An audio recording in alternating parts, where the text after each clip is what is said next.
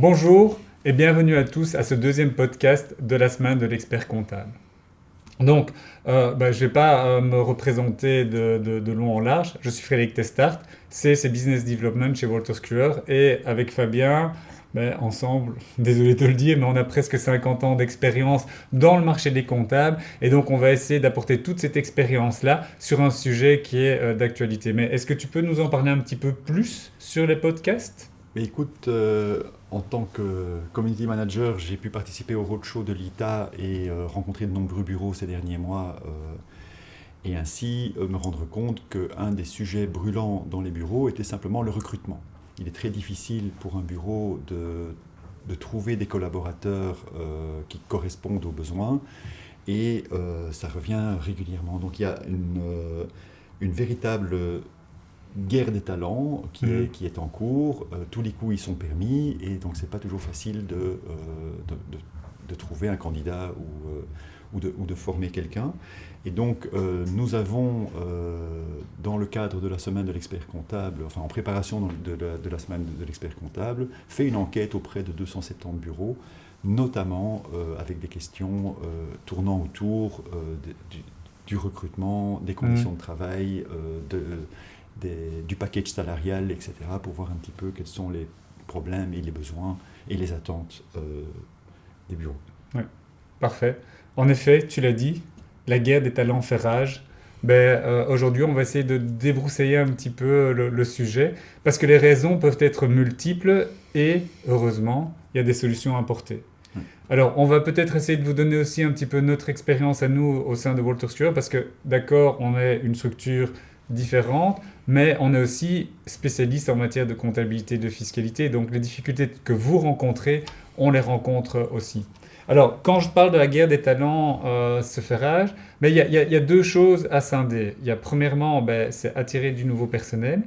Et deuxièmement, c'est retenir le personnel, parce qu'on constate aussi ces dernières années qu'il y a énormément de personnes qui arrêtent le métier de l'expertise comptable et de la comptabilité. Et c'est vraiment problématique parce que non seulement on perd du personnel, mais on perd aussi de la connaissance. Et donc cette guerre des talents est vraiment un des éléments clés pour le bureau et pour l'avenir du bureau. Alors, pour revenir là-dessus, voyons un petit peu quelles sont les raisons qui poussent ça. Est-ce que c'est une question de métier en tant que tel, d'empathie pour le métier? Est-ce que c'est le fait que le métier n'est pas très attractif? Ou est-ce que c'est la nouvelle culture, la nouvelle génération qui justement demande toute une série de choses différentes où un bureau n'est pas encore prêt à l'heure actuelle à leur offrir? Alors, et c'est un petit peu intéressant parce que j'ai lu récemment, le Forum a lancé sa liste des métiers en pénurie et c'est déjà la 3e ou 4e année de suite que les métiers de comptable, expert comptable sont repris dans cette liste. Et c'est vraiment un point ou un sujet qui, moi, me touche beaucoup parce que c'est un métier qui est tellement intéressant avec énormément de contacts clients, on est impliqué dans la vie des sociétés que je ne comprends pas très bien pourquoi est-ce que ce métier est en pénurie. Est-ce que toi tu as quelques informations? Mais écoute, sur base des enquêtes qu'on a pu faire et sur base des rencontres que j'ai pu faire aussi, il y a énormément de raisons. Ouais. Donc il y a effectivement, comme tu le mentionnes, depuis des années, la sensation que le métier peut être remplacé par des machines, que tout est digitalisable. Ce que nous savons tous n'est pas vrai, mais c'est une perception qui reste. Donc pour un jeune, s'engager dans un métier qui va disparaître, c'est évidemment difficile. Il y a une perception que le métier n'est pas sexy. Je dis bien c'est une perception, ça reste un métier passionnant où on a un rôle clé à jouer dans l'économie, on est la personne de confiance de l'entrepreneur, mais c'est pas comme ça que les choses sont perçues par les jeunes. Il y a aussi donc des bonnes nouvelles, c'est-à-dire que les instituts, les organisations font du lobbying auprès des écoles, font des lobbying auprès des jeunes pour remettre la profession en valeur, à sa juste place. Et donc, il y a à ce niveau-là énormément d'initiatives. Nous sommes en contact avec des écoles qui, effectivement, prennent soin de présenter la profession sous ses meilleures, dans ses meilleures vues. Mais c'est vrai qu'il y a des points d'attention. Donc c'est un métier stressant, simplement parce qu'il y a des périodes de pic qui sont prévisibles, qui sont inévitables, qui sont les périodes de dépôt, les périodes de déclaration, avec tous les stress que l'on connaît avec les plateformes du gouvernement ou pas. Mais donc, c'est clair qu'à un moment donné, la TVA doit être rentrée, à un moment donné, les comptes annuels doivent être rentrés, à un moment donné, les déclarations fiscales doivent être rentrées, les deadlines sont rigides, donc ça crée un stress, ça empêche de prendre des vacances. Il y a aussi le fait que, à cause de cela, la balance work-life est parfois difficile à tenir pendant des périodes de pic importantes. Et puis aussi, il y a des exigences. C'est un métier exigeant parce que ça demande une connaissance très approfondie de la matière. Il y a la formation continue qui est finalement aussi une contrainte pour un professionnel, même si c'est très intéressant, ben ça reste une contrainte. Il faut se maintenir à jour, il faut être au courant de tout. On a aussi une pression du client. Le client attend tout de son comptable. Le comptable doit être spécialiste en droit social, en droit fiscal, en droit des sociétés, en droit comptable. Enfin, la liste ne finit pas. C'est la personne de contact. Il y a la crise. On l'a bien vu pendant la crise du Covid, où les entrepreneurs se sont précipités chez leur comptable pour trouver les solutions, pour voir comment continuer, comment obtenir les subsides, etc. Donc ça met évidemment beaucoup de pression sur un bureau. Donc tu disais que beaucoup de personnes arrêtent. J'ai l'impression que c'est surtout les petites structures.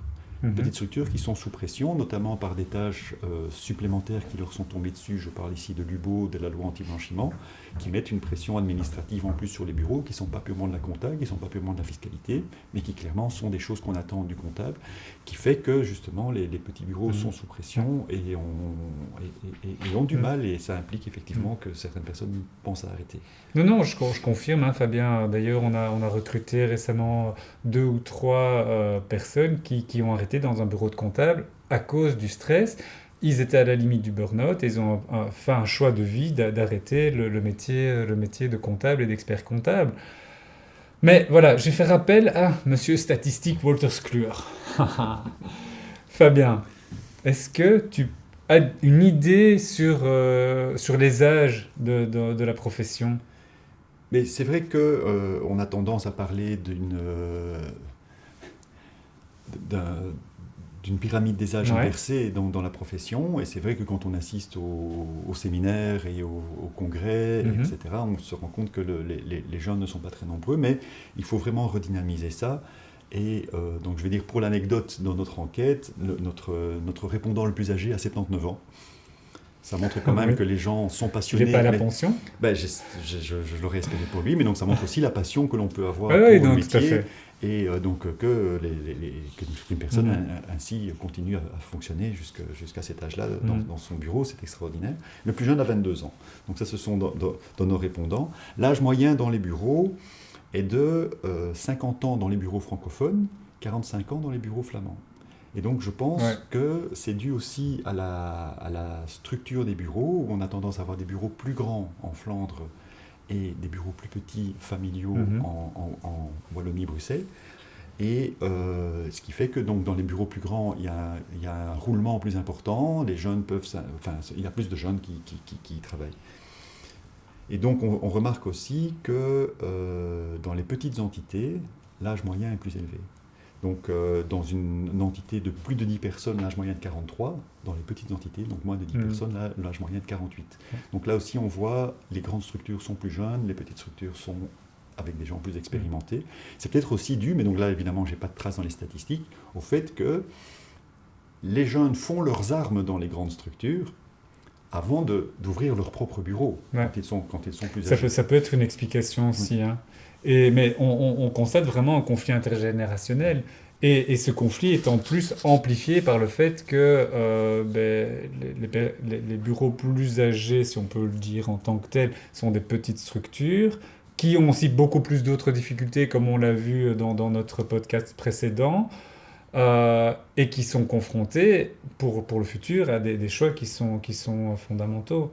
Mais au niveau de cet intergénérationnel, comment dans les bureaux on vit justement cette collaboration entre plus anciens, on va dire plus expérimentés, parce que tous les deux on est déjà dans la tranche des plus expérimentés, je crois.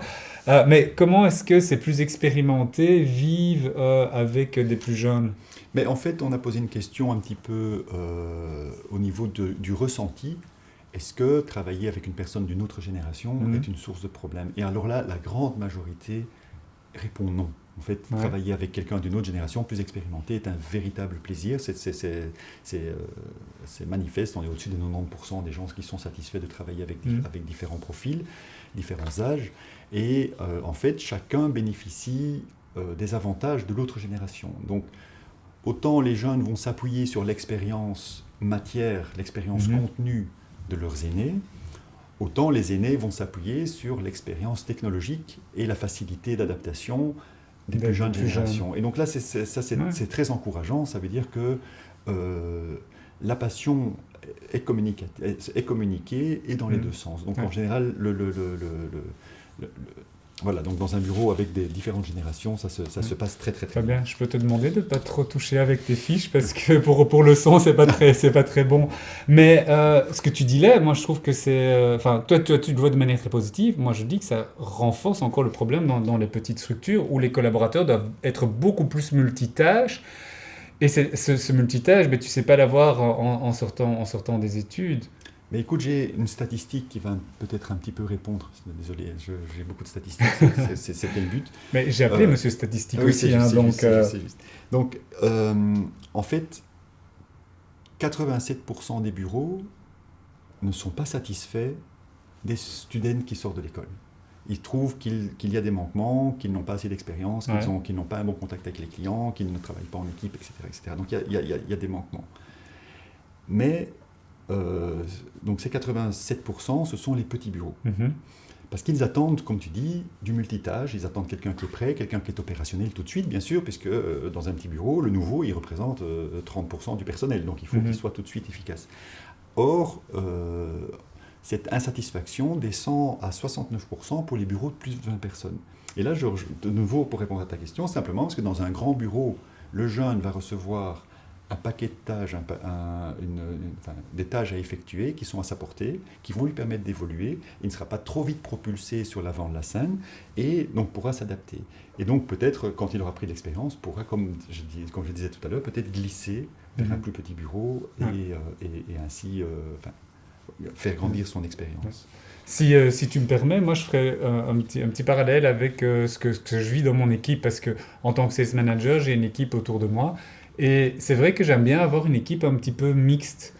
Mixte dans le sens où j'ai besoin de gens d'expérience qui sont là depuis de nombreuses années, mais je trouve ça très enrichissant aussi d'avoir des gens qui sortent un petit peu de l'école. Pourquoi? Parce que en fait c'est un diamant, enfin moi je le vois comme ça, hein, c'est un diamant brut que je peux un petit peu tailler en fonction des besoins de la société.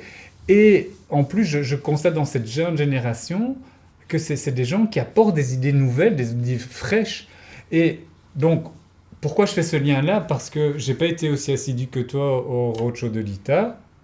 C'est d'ailleurs très dommage parce que je trouvais ça super intéressant.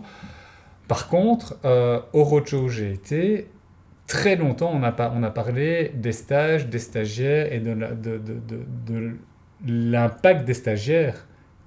Oui. Qu'est-ce que toi tu penses Mais en fait, effectivement, dans les discussions que j'ai pu avoir dans le lobby du congrès, enfin des roadshows, euh, il y a une petite crainte. Parce que Hmm. l'investissement fait, comme tu dis, on peut tailler le diamant à sa mesure, mais il y a aussi un petit peu la sensation dans les petites structures qu'on va former un concurrent, qu'on n'arrivera pas à le garder. Et c'est là qu'il y a en fait un élément très important qu'il faut, dès le départ, dont il faut tenir compte dès le départ, c'est qu'en fait, un collaborateur doit être heureux dans votre Mhm. entreprise, doit aussi savoir exactement quel est son plan de carrière, voir également que l'ambiance soit bonne. Donc il n'y a pas seulement Ouais. son apprentissage, son salaire, il y a aussi tout un contexte qui fait qu'une personne va rester. Donc c'est important de garder les talents, autant c'est important de le former, autant c'est important de déjà Hmm. trouver les méthodes pour... pour le garder, donc avec des congés, enfin suffisamment de congés pour qu'il se trouve confortable, les possibilités de télétravail. Donc vraiment lui assurer un vrai confort de vie, la fameuse balance work-life, pour qu'il se sente bien et reste le plus longtemps possible après avoir été formé dans votre bureau. Mais je crois que la meilleure piste pour un bureau, c'est effectivement de former des stagiaires, puisqu'il est dans l'entreprise, il gagne, il a tous les avantages d'un jeune. On le forme au processus du bureau, mais c'est un investissement énorme. Allez, je vois par rapport à moi, mais c'est vrai que les 6 premiers mois, voire la première année, ça demande une charge de travail beaucoup plus élevée parce qu'on doit être beaucoup plus disponible pour cette personne, le suivre, l'aider à se former au mieux. Mais en effet, c'est peut-être une source, vu les difficultés que les bureaux rencontrent actuellement à trouver les personnes. Eh ben, c'est se dire, on va investir du temps pour les stagiaires ou des jeunes sortant des écoles. Et alors, tu as fait le lien direct vers notre 3e podcast qui aura lieu bientôt sur justement la rémunération et comment conserver justement ces talents qu'on a su attirer dans son bureau. Tu as une conclusion à faire ? Mais écoutez, oui, on pourra de nouveau parler encore quelques heures sur le sujet et surtout si je prends toutes mes statistiques. Mais je pense que nous allons clôturer notre podcast maintenant. Je vous invite à consulter notre site internet semaine-de-l'expert-comptable.be où vous trouverez des liens vers les autres sessions, notamment un tour de table où des spécialistes traiteront des rémunérations alternatives et des fusions et acquisitions dans les bureaux et des problématiques de recrutement, donc notamment avec Madame Micheline-Claes de l'Ordre des experts comptables qui nous a fait le plaisir de participer à notre débat. Et je vous souhaite une bonne fin de journée et à très bientôt.